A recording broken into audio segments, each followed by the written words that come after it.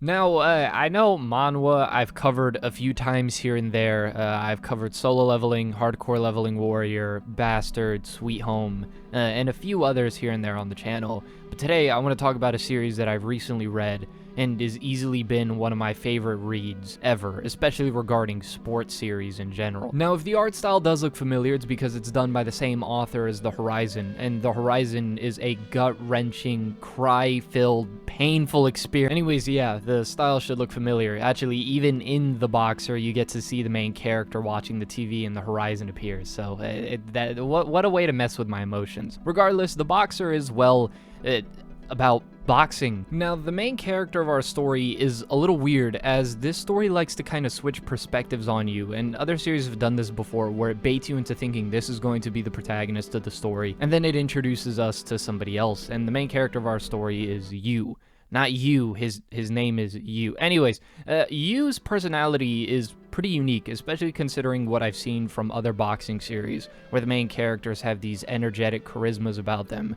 Yu is barely even human. And I think that's one of the things that the series kind of ends up tackling in terms of themes. How much power are you willing to gain, and how much humanity are you willing to sacrifice? This series is boxing on steroids. Every single opponent Yu goes on to fight is absolutely insane, but what's even crazier with this series is Yu is actually an overpowered main character, as his objective is to go on and become the champion in every single weight class. Now, if it were up to our main character, he wouldn't really be interested in doing such a thing, but yet the person who takes him in, his trainer, is an absolute psychopath, who for him, winning is what matters no matter the cost. And that's essentially the journey of the story, seeing Yu go on to conquer every single weight class. But what's very interesting, and one of the things that I really love about the dynamic of the series, is they end up doing this complete switch, where it feels like the people who should have been the antagonistic role within it then sort of kind of adopt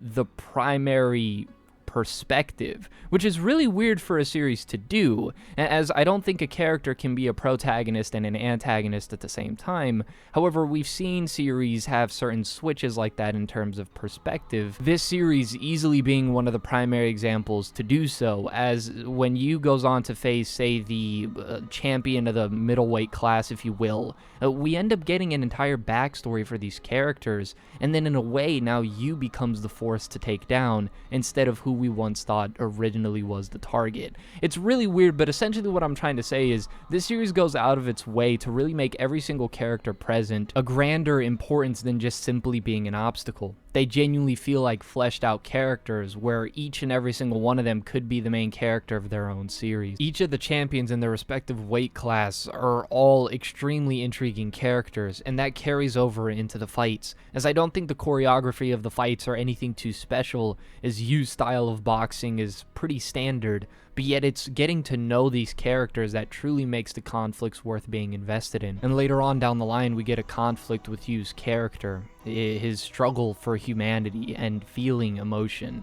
And that's something that I think is handled really beautifully within the series, as even further on, we end up getting his backstory, which, just fair warning, it's pretty intense. And so just through boxing alone, the series is able to cover so many different things: talent versus hard work, the idea of perfectionism, how much are you willing to sacrifice of the human experience in order to gain success in life. So many different things that I think really made me emotionally captivated with this story. Now, if I'm not mistaken, it's around 90 chapters, and I believe it's entering into the final stage where you will...